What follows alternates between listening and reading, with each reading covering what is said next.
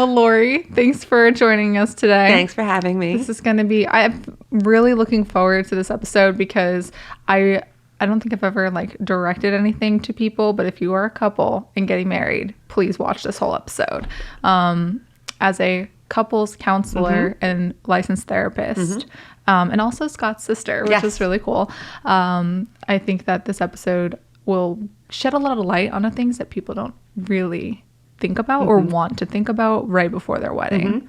So pertaining to their marriage, because Exactly. talking about a wedding, it's completely different from a marriage. Right. And premarital counseling sets you up for your marriage. So that's why I love it. Yeah. So how did you get into it? I mean, what inspired you to get into that industry? So I've been a licensed marriage and family therapist for 13 years. And when you're a couples counselor, you work a lot with divorce and couples on the brink of divorce.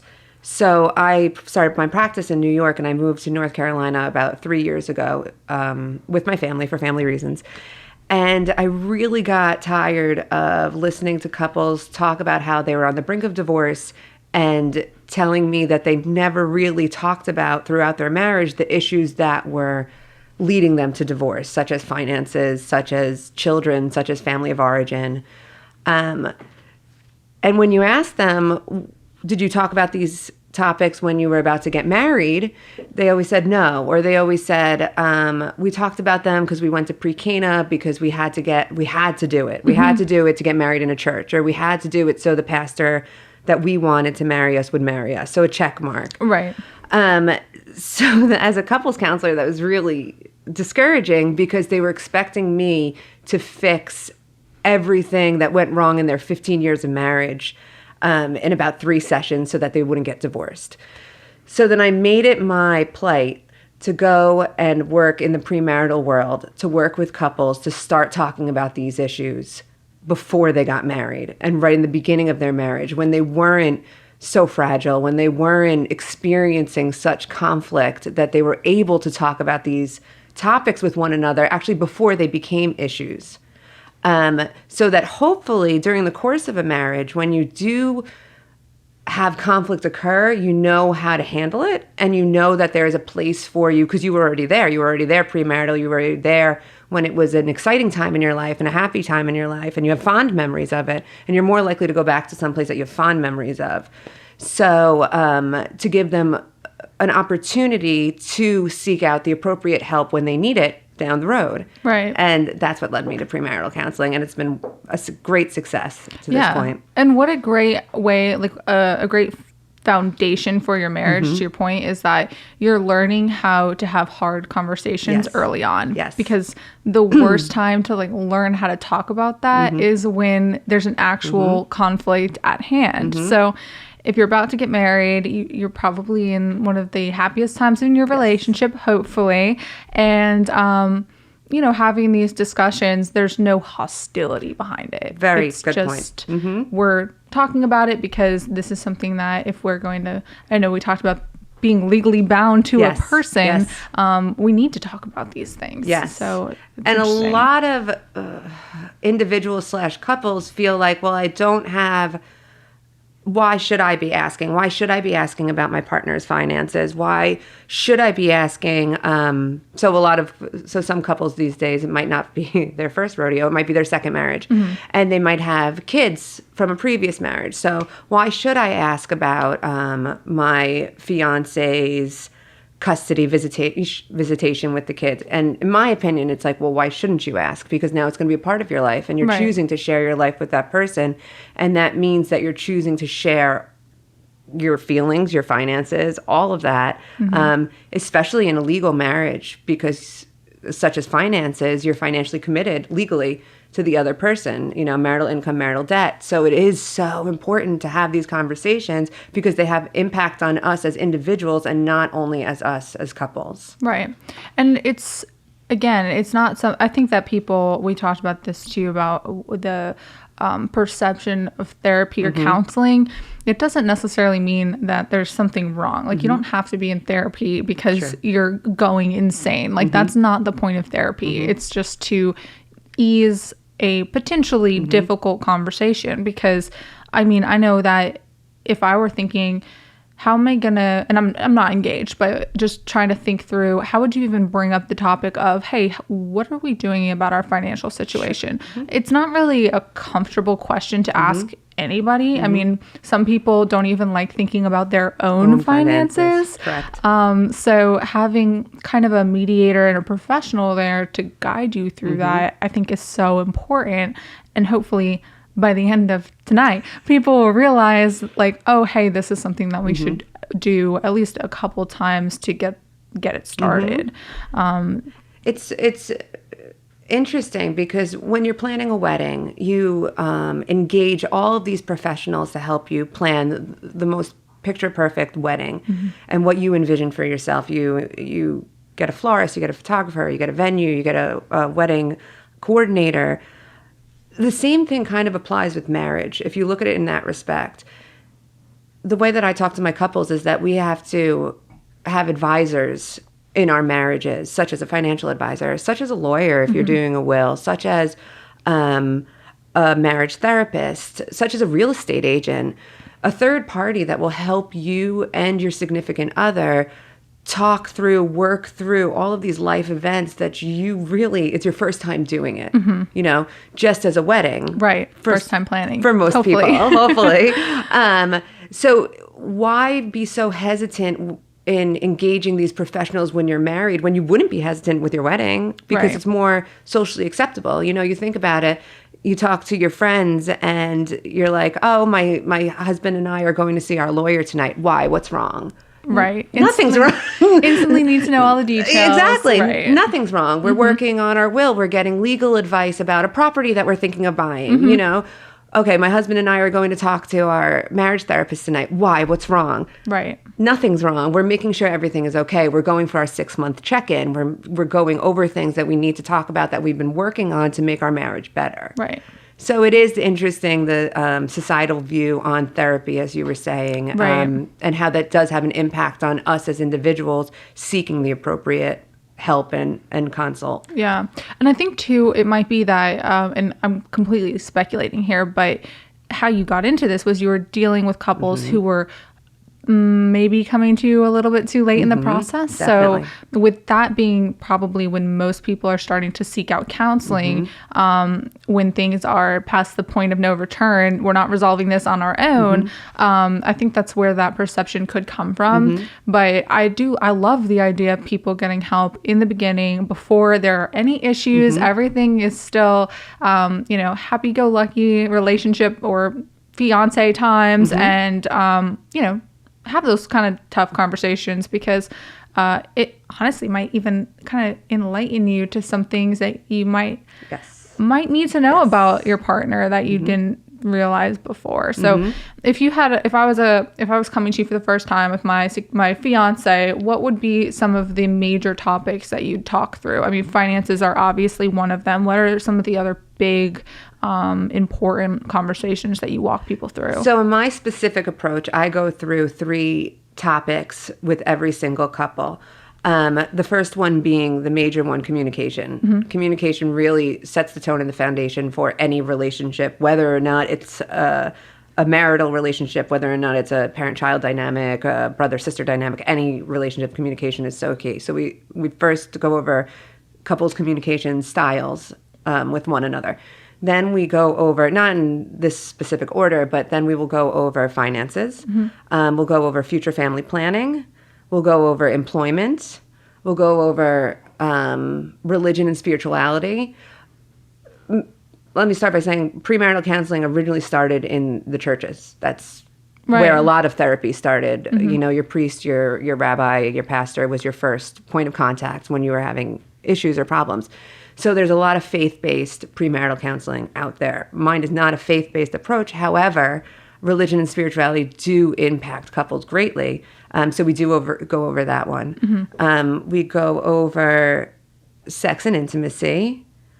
Is that 7? Finances, employment, family of origin. I have to keep track. Yeah, I think those are all of them that we go over. And it's interesting because all of those topics really bleed into each other.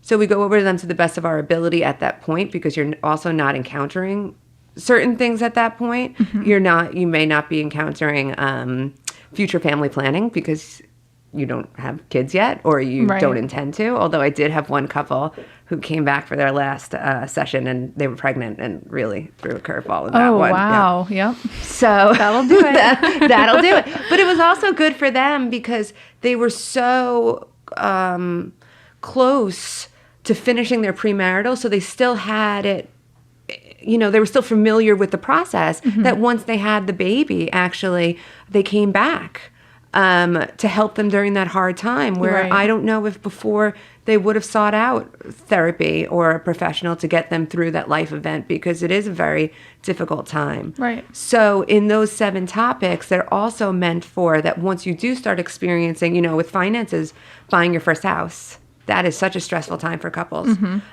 When you do start going through that process, you come back and we talk about it, and we talk about how to best help you two as a couple get through that hard time in your life, or a wonderful time. I love sharing in positive life events with my couples. Yeah, definitely. And I think that, and I mean, I guess we're saying all these like negative things, like, oh, you work through this, you work through that.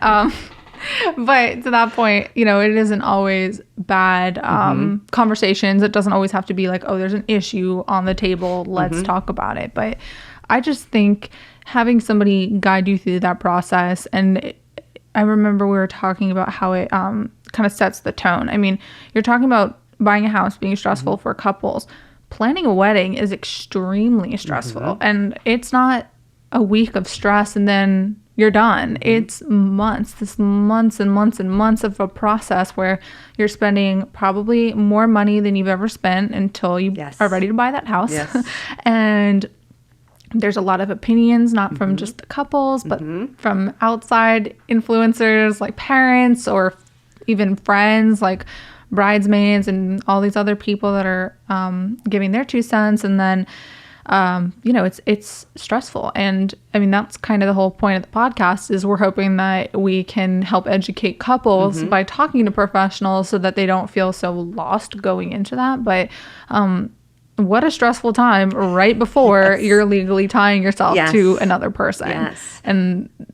And how you cope and you work through that stressful time with your partner really parallels how you will most likely work through stressful times during your marriage. Right.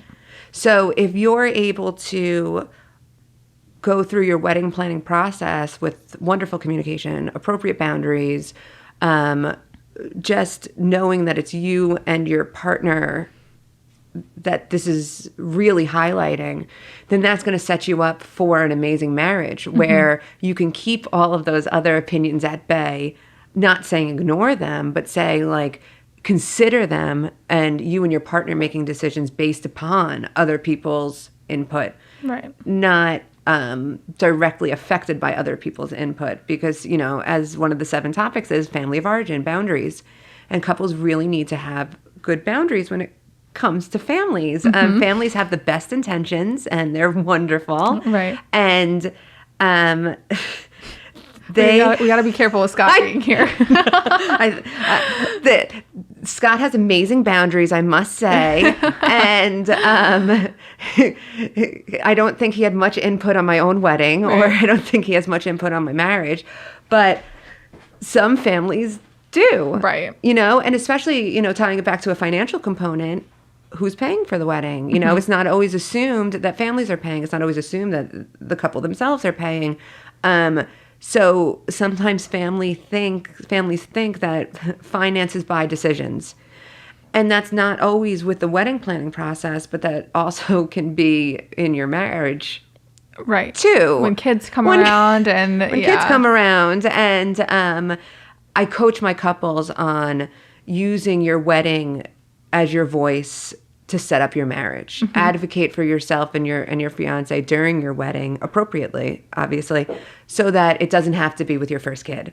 Set the boundaries now so that your families know that this is about me and my fiance. Love you, mom. Love you, mother-in-law. Love you, dad. But we're committing together.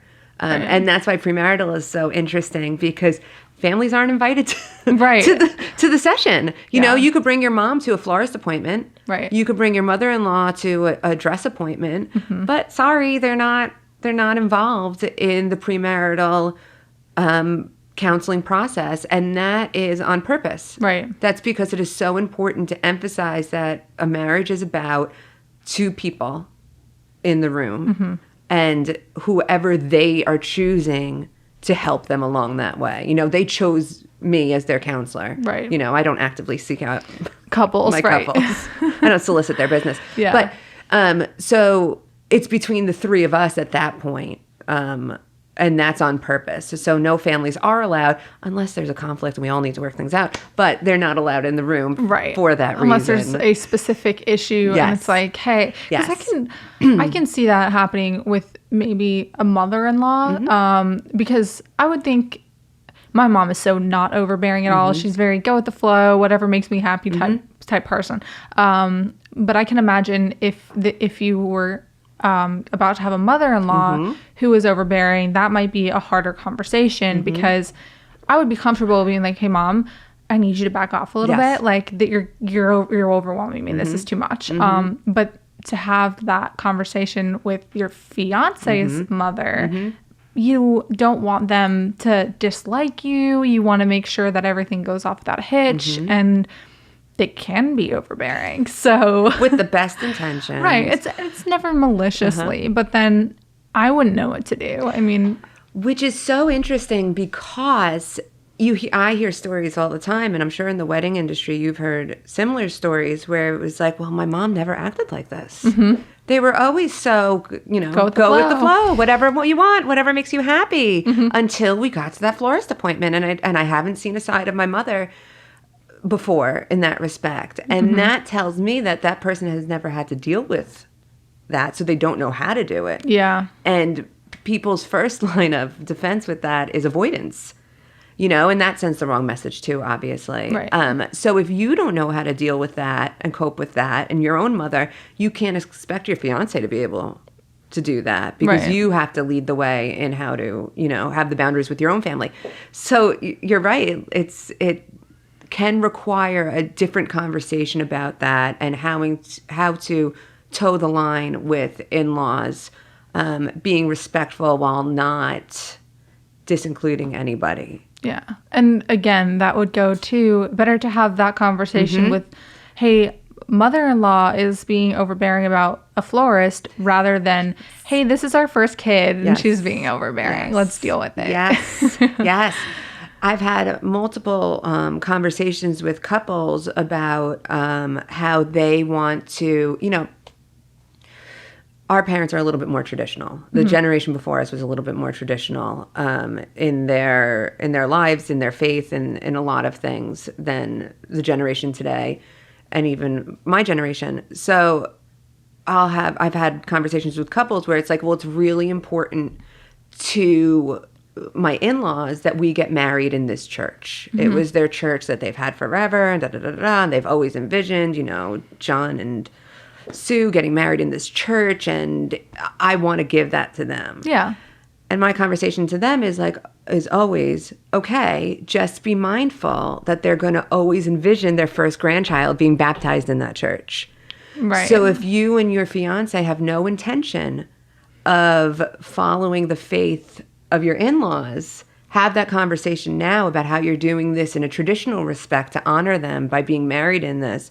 But you don't want to lead anyone to believe that we are setting the path, you know, that we're taking this path on. Right. Because you can't blame them for assuming that if it's not spoken about beforehand. Right. Yeah, you know? definitely. So it's easier to do it with your wedding and your marriage, setting that groundwork than with your first child. Yeah. And I don't think anybody thinks about that, right? You just think, oh, yeah, sure, this is a really cute church and you guys got married here, Yes. so we'll do it. Yes. No problem. But not realizing what that also entails. And it's just because most people don't think about that on a daily basis. So hence why you should get a counselor. It's about pleasing. Weddings are about pleasing people. It is. including the individual, including the bride, including the groom, including the family. And there's no harm. Couples bridegroom see no harm. There's no harm in doing that. There's no harm in getting married here. There's no harm in inviting everybody to the wedding because my parents want that. There's no harm in it. And I agree, there is no harm in it as long as there's an understanding that it may stop at the wedding. Yeah. It's not going to be my kid's first birthday. It's not going to be my daughter's christening because we're not having one, like stuff like that. So that's why it's so important to have the conversations while it's happening, while the wedding's happening. Because you know what? Parents and families are wonderful and they want their children to be happy. So if you have the conversation with your parents of, well, we want to do this for you. We're gonna get married here because we really appreciate it. We honor you. We love you. However, we'll have to revisit the conversation because that might not be our intention to have our children christened in this church. I bet you those parents are going to be like, no. We'll talk. No need to talk about that right out later. We'll figure it out later. You get married, you be happy, you have a beautiful wedding day, but we'll figure it out later, And then it's like, okay. So then you can revisit it later on. Comes. Exactly. Right. And that is so much easier to do than bringing it up for the first time. Well, yeah, because they're already expecting, okay, this might not happen. So we're not completely blindsided by it. And they can't be like, oh, well, we just thought this was going to happen. And then now they're kind of slowly encroaching more and more and more. And I also think it's interesting, too, how you mentioned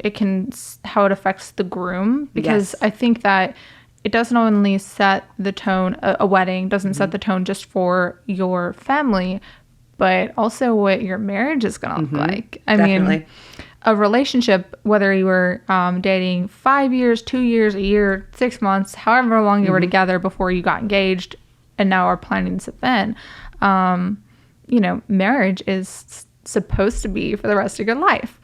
So with it being so stressful, such a long process, so much money, and women typically are the ones leading that process. Yes. So what have you seen from like how that can either not even negatively but just change the dynamic of a relationship? Like what should couples kind of watch out for? Couples should watch out for the idea of giving in and just being passive about the wedding planning process because you don't really care about it or it's her day. Right. If you don't care about napkins and florists, like that's perfectly fine. You don't need to be involved in that respect. But if there are aspects of the wedding that you do care about, then have a conversation about that. Don't just assume that she doesn't care about your wants and wishes, or that she's not going to not allow you to have a say, but just know that you have a voice, that everybody has a voice, men and female in the wedding planning process have a voice. And that carries over to the marriage. You have a voice in your marriage. It doesn't have to be, well, we're moving here because she wants to. We're living in this house because she wants to. We're staying over here because he wants that job. It's having a voice and being an active participant in your life choices. And your wedding is one of them because it is a lot of money if you choose, to go down that route. I mean, either way, it's a financial expenditure. And you should be able to have a say in what you want or don't want for that matter. Right. And then if it really doesn't matter to you either way, then make that known too. Right. That it's not that you're being passive. It's not that you're throwing your hands up and saying like, this is not my wedding, just that, it genuinely doesn't matter to you. And if something does matter to you, that you will talk about it. Right. Yeah. Because I can see certain things, especially for men, not being as interested in. I think I use the bouquet as an example. They probably don't care what flowers are in the wedding. I mean, they might, but I doubt it. I mean, and I don't even know if I care. I don't even know. I haven't even I'm not somebody who's planned my wedding from the time I was 5. So I can definitely empathize with that. And it's not that I think that I feel like the conversation should change where it's not that they don't care. They're just okay with anything. It's not like they don't care about the wedding. They want it to happen, obviously. They bought this ring. So, But then I can definitely see how if I just feel like historically that your example of where we're living has always been kind of up to the guy because back in the day, a lot of women didn't work. Not very long ago, too. You know, they were at home raising the kids, and then that means that women had complete control over how the house was run and how children are raised. But now that women are working and have careers of their own and contribute to the financial wealth of the home. Yes. The same token, men are now more involved with their kids and they want to have more of a say. So I'm sure that's got to come up too in conversation with the counseling and like how are we going to divvy those responsibilities up and like who plays what role and how does that work? Because I can see that can be a huge issue if you had somebody who was just like, I'm the mom, so I make all the decisions. And it's interesting because you may not want to be as the mom, as the woman might not want to be the stay-at-home mom, the primary parent in the household, and maybe your husband does. And those are conversations that we have. What are your expectations of roles for the household going forward? What do you see of yourself? What do you want to do? Maybe your fiance grew up in a house where both his parents worked.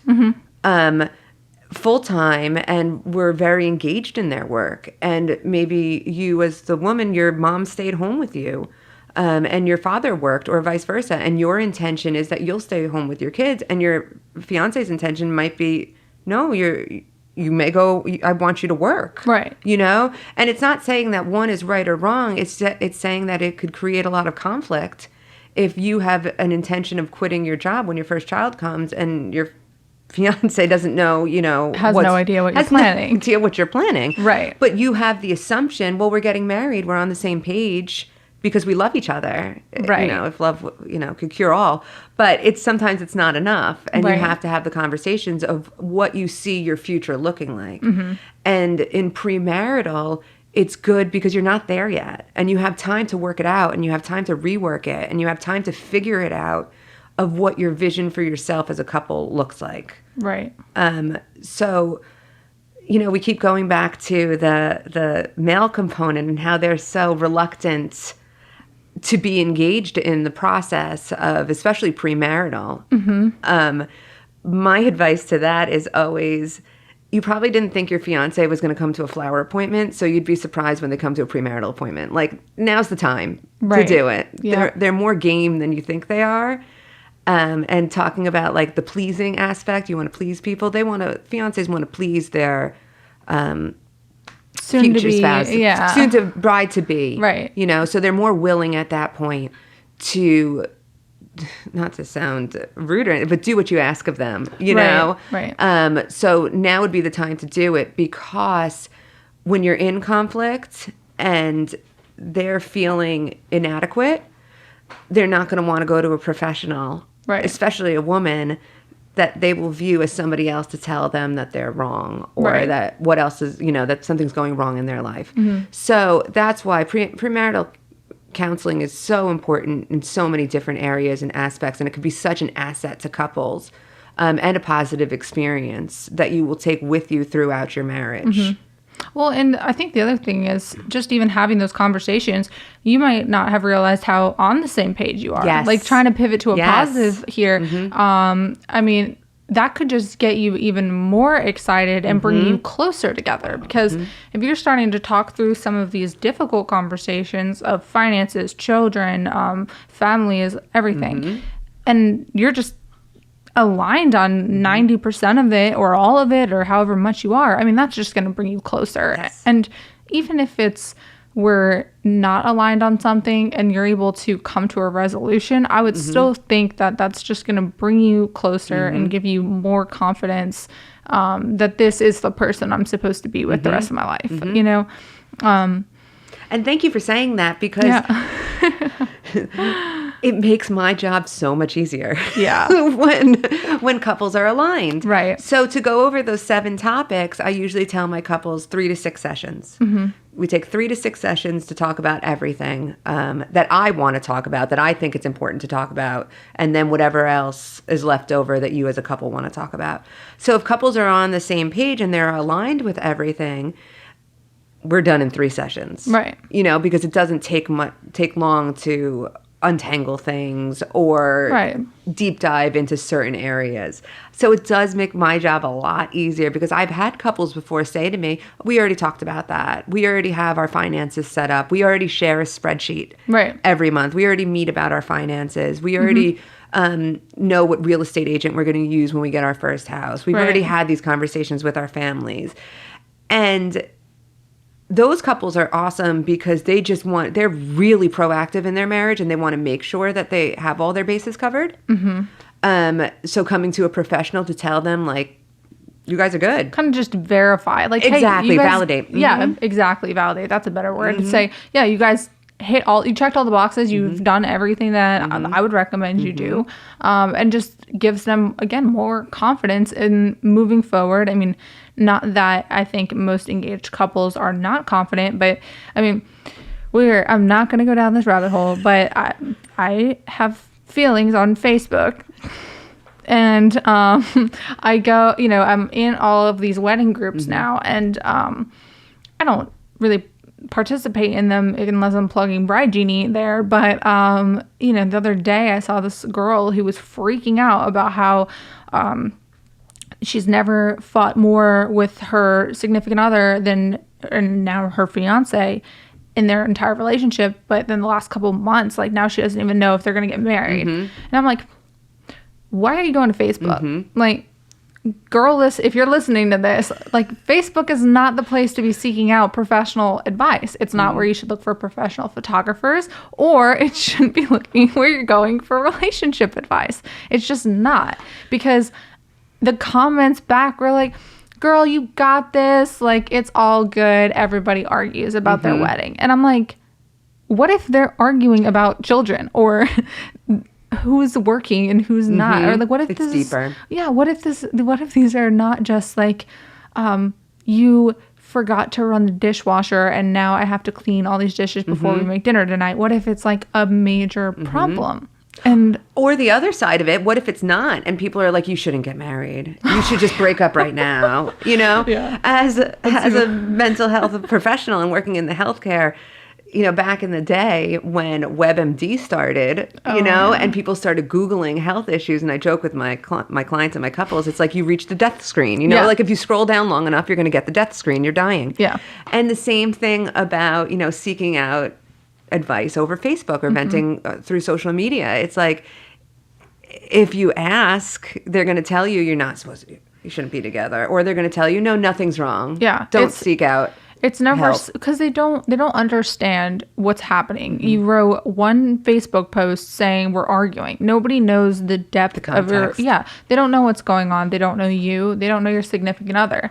And I think we talked about this a little bit. Like, I'm always very careful with like how much I share with like my family and friends, because if you're arguing with somebody and you overshare, they're gonna start to not like that person. And it's not that, it's like, well, I'm sure I contributed to that argument to some extent. Like, it's not all just their fault. So, but I'm not talking about that. I'm just kind of bitching about why I'm mad. And that's great. My mom is like my best friend, but if I told her everything, she would never like the people I was dating.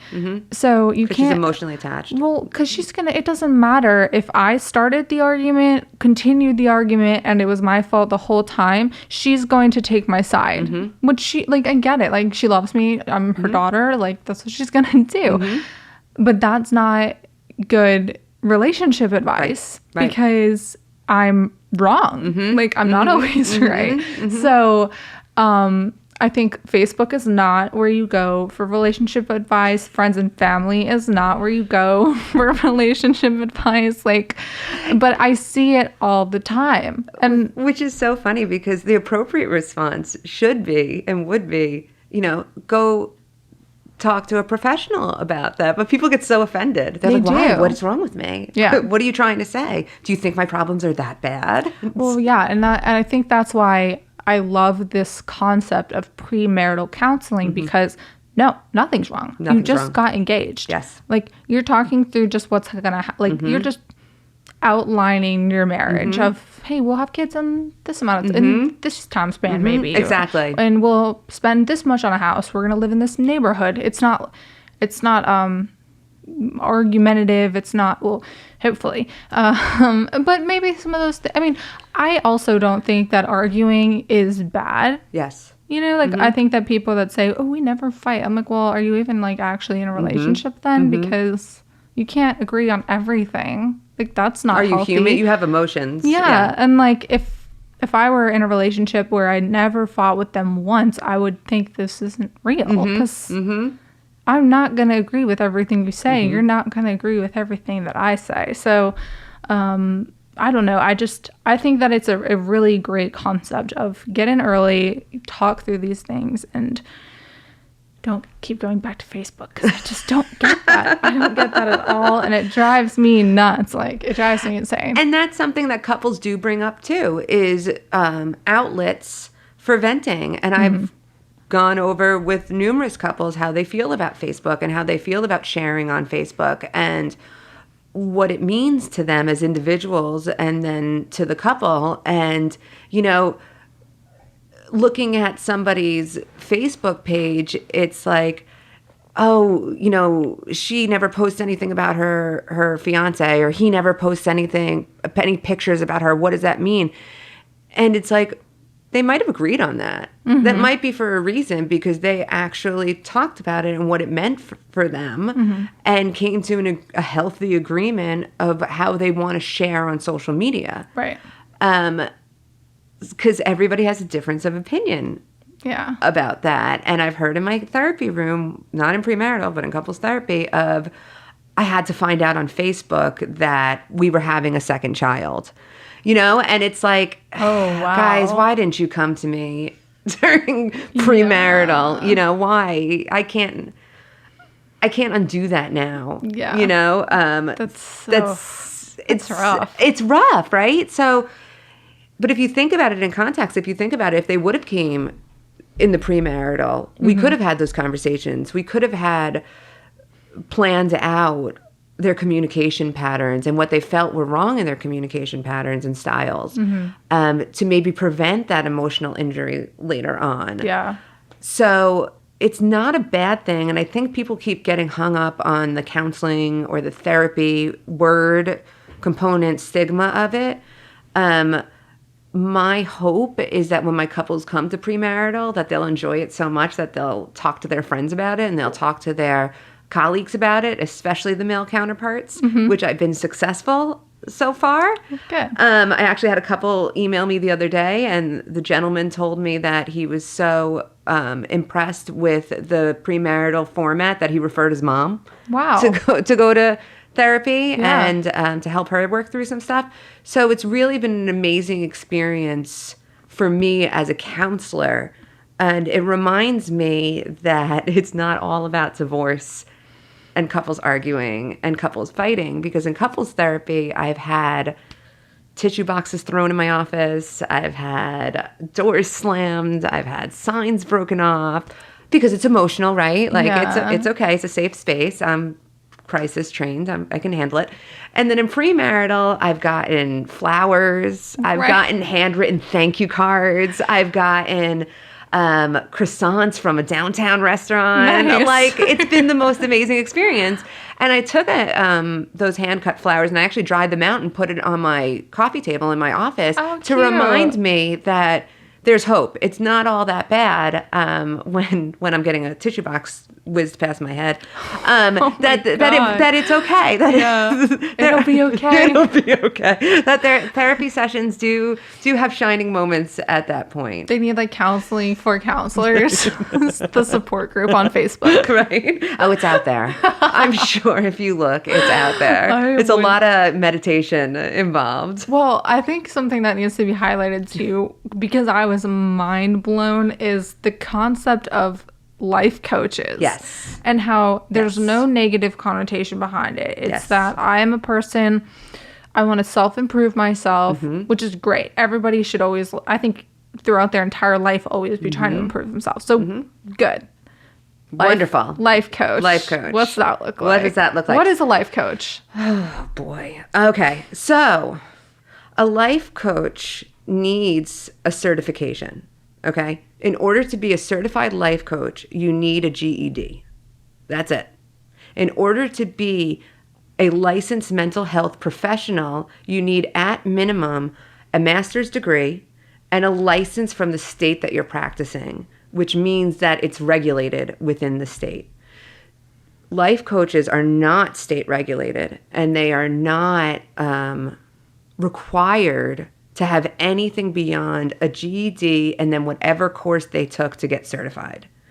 So I understand how life coaches are more palatable in today's world. And that being said, I should say there are coaches out there that like athletic coaches and physical and executive coaches. So when you are working with that, and there are now degrees in coaching, right, which is different from a certification as a life coach. So if you are looking for a life coach, for any coach, life, premarital, any coach, always look at the credentials and the expertise of that individual. So a therapist doesn't need to have a life coach certificate because they are automatically a life coach. Right. Through their therapeutic process. Right. They have a master's. And I'm sure there was a course on coaching people somewhere in that process. Yes. Right. Got it. However, life coaches are not therapists. Okay. Right. They're not trained in the mental health field. They're not trained, unless they are, but the certification course, they are not trained in suicidal tendencies. They're not trained in severe depression. They're not trained in anxiety. They're not trained in severe persistent mental health. So if you are going to a life coach, which feels safer to community for some odd reason, if you're going to a life coach, just be mindful of that look at their resume, look at their training, look at their credentials to make sure that you're getting what you want out of it.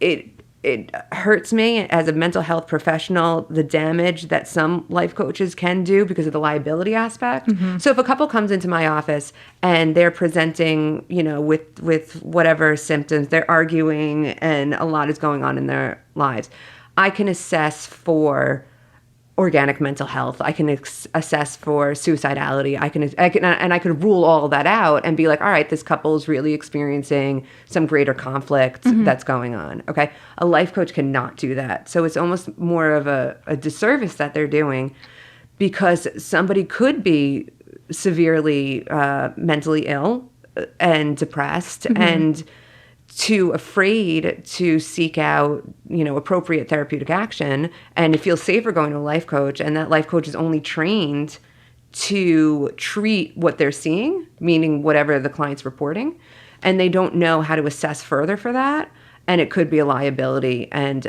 doing more damage to the client than good. Right. So in my field, I'm actually a trained, licensed marriage and family therapist. It's its own licensure.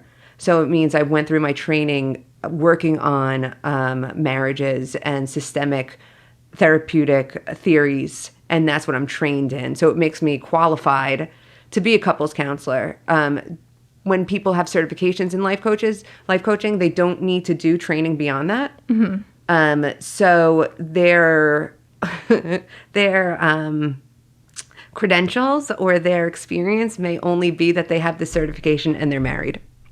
So we just have to be mindful of that and just be a aware consumer when seeking out who you're going to go to for advisement. Right. And I think I don't think a lot of people realize the difference between them.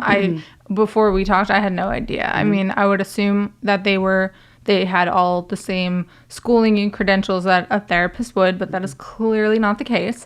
And it's not even like you're saving money by going to them because you can't run that through insurance. No, you can't. Whereas with therapy, at least you can put it through your health insurance. Yes. So other than the mental stigma around a life coach being this positive influence in your life, which a therapist is too.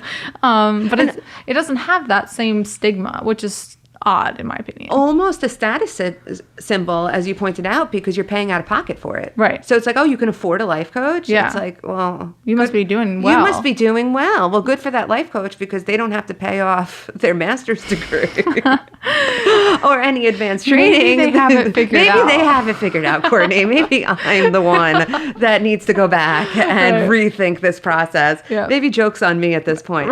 But yes, it is...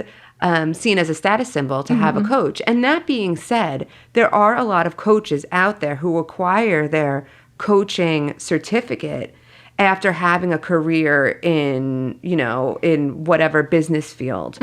So you can be an executive for so long and then get a coaching certificate, but at least you have that career to give you the reputation within the coaching field. Yeah, and that's a totally different situation because you are essentially a certified professional mentor. Yes. Like I would think of that more on a mentorship level than a therapeutical level. Anybody that was seeking out a life coach to help with their marriage, with their relationship, or with their own mental health and anxieties, I would think you're not seeking out the right person for that. And again, that just goes back. I mean, the fact that you don't even have to graduate high school to become this. Yeah, I'm sure I'm pushing some triggers right now. Don't even get me started. Yeah, but that I don't think anybody realizes that because I certainly did not. I mean, I don't even think about a life coach. I mean, I've never sought one out. I don't think that if I was having problems in my marriage, that's where I would turn. But then again, I am shocked that people turn to Facebook. So, but it comes also underneath a lot of different names. So a marriage coach could essentially just be a certified life coach. Right. And that's what I'm saying. You have to do your due diligence in exploring and researching the credentials of the individual that you are seeking out. Right. And to your point, to your Facebook point, we're both pressing buttons here. Yeah, it's fine. We're going to need therapy after this. I know a person. It's okay, good. We're just going to go into Scott's, production studio over there, and he can help us out. But to your point, don't go to Facebook for a referral. For an advisor. Yep. Don't be ashamed. Talk to your friends about it because in talking to the people you trust, you might be surprised to hear, oh, yes, we went to somebody. Oh, yes, I've been seeing somebody. I can ask for a referral for you. And that's the best way to go about it. Yeah. Because if I always say ask and you shall receive. So if you ask on Facebook, you're going to get Facebook quality recommendations and referrals from that. Yeah. The life coach on Facebook is not the right source, just like the $200 photographer is not the right source. I see it all the time when it drives me nuts. Except the life coach makes more money than the $200 photographer. Right. They get paid stupid money. Again, you can't even run it through insurance, and then they're not even... I feel bad. I'm sorry for all the life coaches out there. And I don't mean to knock the field of coaching itself, because I am a certified life coach, and I am that, and I'm almost ashamed to say, for marketing standpoints at this point. Right. Because people feel safer going to a coach, So I always tell my clients, I don't care where you tell anybody you're going. Tell them you're going to the dentist for all I care. I don't care, So if you feel better telling your friends or family, I'm going to see my marriage coach. Yeah. Go for it. Now you're not lying because I'm a certified coach, but I also have the therapy background, and I do the insurance and that portion of it, but it's really in name. Right. That I have my coaching certificate because I really don't need it as a licensed mental health professional, but as a business person, and to kind of make people feel more comfortable with the idea of it, I did get my coaching certificate for that aspect. And that's how I know you only need your GED. I was overqualified. No, you only need your GED to be able to get the certificate. And it really was. It was a 3-day training in a hotel conference room. Wow. That's what it was. But anyway, That's besides the point. Yeah. So that's the difference between some coaches and therapists. Yeah. So just for everybody out there, do your homework, do your research, ask for referrals. If you go to a therapist yourself, you can always ask your therapist for a referral. And if your fiance does, but word of mouth is the best way. Yeah, I would think I would say, just because, again, I'm trying to nail in the don't go to Facebook thing. Even like your doctor would have a better recommendation. Yes. Like your primary. Like Yes. literally anybody who's somewhat medically trained would probably have some idea of where to start looking. 1,000%. And that's a good point because your doctor, your medical doctor is always the first point of contact when having a referral. Especially because your doctor, if you have insurance and you're going to your doctor, you know that they take insurance and that you know that they take your insurance. So odds are they're going to refer you to somebody that also takes your insurance too. Right. So that it is a good point of contact for a referral for yourself. And in the therapist community, so therapy is very specialized. Not if you go to a therapist who says that they work with everybody, don't go back to that therapist because we shouldn't be working with everybody. You know, everybody is trained to work with a population that they're comfortable with, that they're trained for, that they're meant to really work with. Right. So if you go to your individual therapist, odds are they're going to know a premarital counselor that they'll be able to refer you to. And vice versa. I've referred multiple people to individual therapists, shall they need it at that point. Or if I can help them, if I think it's more of an individual issue than a couple's issue, aside from premarital, that is a couple's issue. Yeah. Then I can refer them appropriately. Right. And again, I think that whole thing, there should not be a negative stigma around it. And even though there kind of is, and I don't know when or if that will ever go away, but nobody's going to know. Yeah. Like even if you go to couples therapy, nobody except you and your husband or wife is going to know that you're there. So, you know, it kind of is like, unless you're one of the oversharers, but I'm super private. So yeah, I feel like I'm insulting so many people on this episode.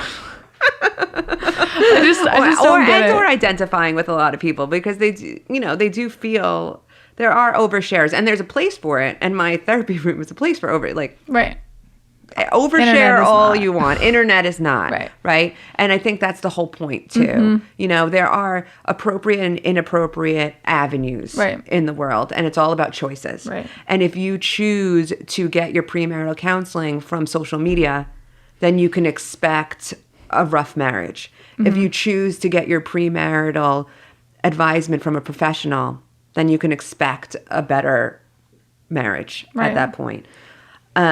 So yes, unfortunately, mental health is still stigmatized. In today's world, which it should not be. And I think it's up to us as a society, but I also think it's up to us as professionals too, to get out there and to talk about it and to make it not so scary for people to seek out our help when they need it, because it's not scary. I love my job. I love it every single day. I work with individuals, families, couples.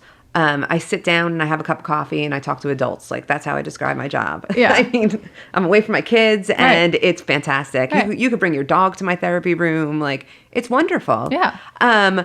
So that's why I was excited when Scott asked me if I would come do this, because I think it's a fantastic way to talk about it and to destigmatize it. Right. And to make people see the face of a therapist and like, I'm not a scary person. Like, you know, I'm not a buttoned up person. Yeah, you're not like this old what white people expect, 70-year-old man who with a clipboard and glasses down to here. Right. And you're not laying on the couch right now having a conversation. You didn't make me lay down for the podcast. Yes. So That'd be a little, I don't know if Scott would approve of that, but I don't think so. We could have set it up like therapy stuff.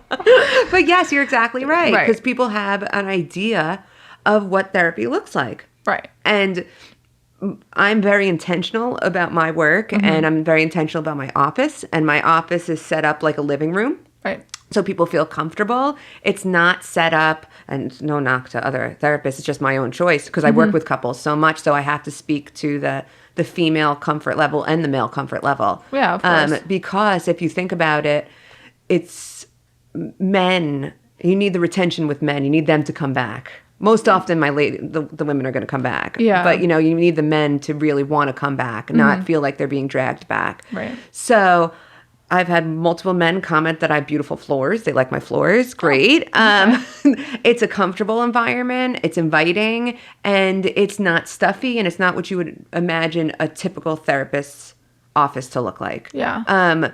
That's because I think people don't know what a therapist's office is supposed to. They only know what they imagine. Yeah, they know what they've seen on like movies and shows and stuff like that. And it's it's a stuffy environment. It's not something pleasant. Yes. So if you had a couple who, because I think this is kind of the definitely something to hit home on. If you do have somebody who wants to go, they just watched this episode, they're like, hey, there's a lot of conversations we haven't had yet. We need to talk about X, Y, Z. Let's go to premarital counseling. And significant other is not having it. I mean, what would be the way to kind of almost convince them to go, try it, what's the harm in it? Like, what would you advise a bride or a groom if their fiance was just not feeling it? Exactly what you just said, to try it. Go to one, commit to one session. That's it. That's all you need to do. If it's not for you, it doesn't mean that it might not be the right fit of therapist, but just commit to one session. I tell my women who have reluctant husbands or fiancés, just get them into my room and I'll do my job to get them to come back. All you need to do is get yourself and them there. And you can tell them if they hate it, we don't have to go back. Yeah. Because it doesn't mean that something's wrong with our marriage. It could mean it's the wrong fit of the premarital.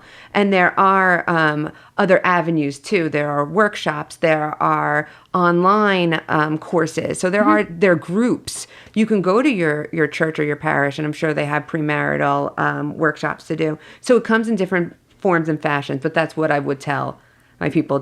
Just get them there, and I'll take it from there, or whoever else will take it from there. Right. Well, I think that's a great piece of advice. Like, get to the first one, and then you're the professional. Yes. You'll take over. I'll do my job. Right. You'll keep it pretty laid back and, work through some of the things, and hopefully they'll see the value and feel like they have the voice that I think a lot of men feel that they lose during the wedding planning process, which, again, can continue on, into which the marriage. is something they don't want to happen. And that's, I think, where some of that almost resentment starts from, is actually when the wedding was planned. And that's scary. So I don't think there should be any reluctant feelings in seeking out 1,000%. So, Lori, before we wrap up here, tell all of our couples where they can find you and come to some of these pre-marital counseling sessions, which I'm sorry for my future fiance. We're coming. Oh, you're coming. That's fine. Just know it's happening. Because, it's too logical to not go. Yeah. You want me to spend forever with you, and then we're going to legally tie ourselves and not talk about it first? Right. And if you're afraid of the conversation, it's like, well, if you don't think you're going to make it through that conversation, why are you getting married? But we ain't going there. But anyway, where can they find you? So my personal office is in North Raleigh off of Six Forks, not far from here. I'm appointment only. My email address is deliafamilysolutions.com. People can call me, they can email me, they can text me. Do you have Instagram? No Instagram. No Instagram. I am not. I mean, do you want to DM your therapist? Yeah, your therapist? Do you want to scroll across your therapist's Instagram? Or do I want to get a bad review as a therapist? No, you're right. No, I don't. We're keeping it professional. We're keeping it professional. Jeez, I'm a professional. So, no, I don't have Instagram. And also, which to the point too. So I know you told us to wrap it up, Scott, but this is an important component. So life coaching is not HIPAA protected. The field of life coaching is not HIPAA protected. Mental health and therapy is HIPAA protected. So if you go to a mental health professional such as myself, you will be protected underneath HIPAA. If you go to life coaching, you are not protected underneath HIPAA. So people really should understand that. And that the Instagram made me think of that because I can't put my clients' stuff out there, Yeah. post their wedding picture because it is HIPAA protected Right. in that respect. So, okay, Interesting. so back up. So that's where my office is. I see clients in person, and I also see them telehealth during this time, or if they need it, if their insurance covers it. Gotcha. So- Well, we'll make sure that Scott, we can put together a graphic that has like your website and email address that people can start reaching out to you. Because if my therapist was on Instagram, I would definitely be alarmed. Scott, I don't know what therapist you're seeing. Maybe we need to find you one. Just go to his Instagram. You might be friends with them. I Right? don't- You never know. We're embarrassing Scott now. Well, Lori, thank you so much. I think that there was a lot of conversation that couples need to start thinking about before they get to the big day. And it's important. I mean, I think this is the most important conversation you are going to have during the wedding planning process. More important than literally any other vendor. And I'm sorry to all of you, but like this is the marriage. Yes. This is setting up the marriage. Yes. So, We're differentiating between the wedding and the marriage. Exactly. This conversation has to do with your marriage. Your florist conversation will have to do with your wedding. Right. And, you know, that's important and it matters, but this is the rest of your life we're talking about. And it's your family. Yes. Like, this is your legally bound family. Yes. So it's important. But, Thank you for having me and talking about this because I feel like we need to have more conversations about this so people don't feel as uncomfortable. Therapy needs to be more normalized, Yes, for sure. 100%. I 100% agree. Well, thank you for coming out. This was absolutely great. Thank you for having me. And thank you, Scott.